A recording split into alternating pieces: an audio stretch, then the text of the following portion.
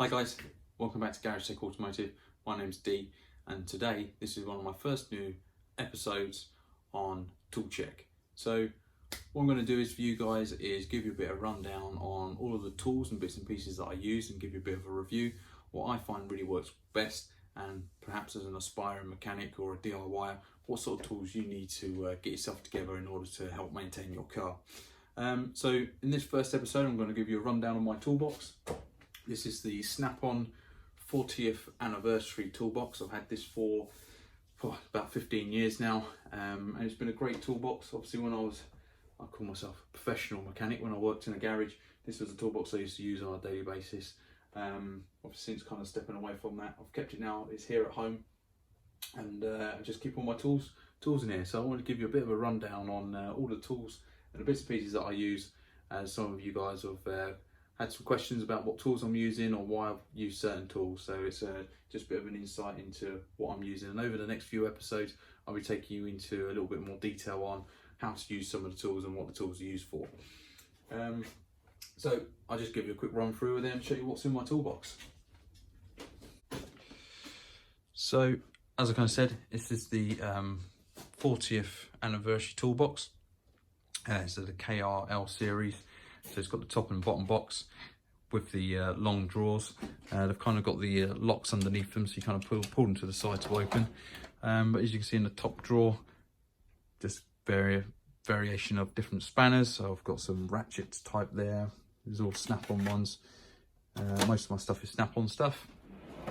But coming up to the top first of all, is all of my sockets. So I've got some half drive and 1/4 inch drive, just normal sockets, and variation of other bits. I've got some spark plug sockets, spline sockets, the hex or Allen key sockets, Torx sockets, and then over this side a few more, again the other type of Torx sockets and spline sockets there. A couple of variation of different extensions that are really handy for getting into certain places. These ones are pretty good. I kind of almost got like a what I call kind of like a wobbly end on them, so it gives you a little bit of flexibility when you're trying to get in tight spaces. These are the two ratchets that I use. These are actually not Snap-on ones. These are from the Halfords professional range, and I mean I've used these for many years. This is my second one actually. I did manage to break my first one. It sheared off at the end, but you know, that's when I was working, you know, 8 hours a day in a garage. It does take a bit of wear on them, but other than that they've been really good. Again, so spanners are in there. Second drawer's just kind of full of rubbish, paperwork and stuff. This was my screwdriver drawer.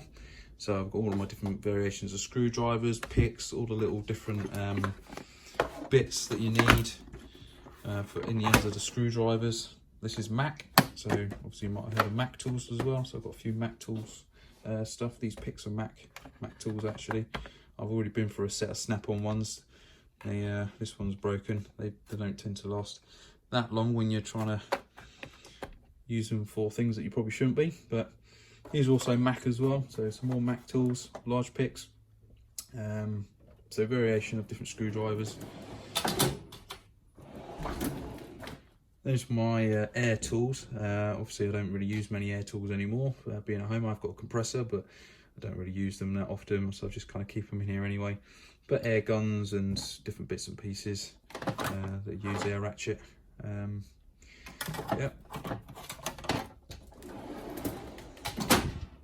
And into the bottom cab is my hammers. You can never have enough hammers, certainly different types. This is a good dead blow hammer. Lever bars, punches, always useful.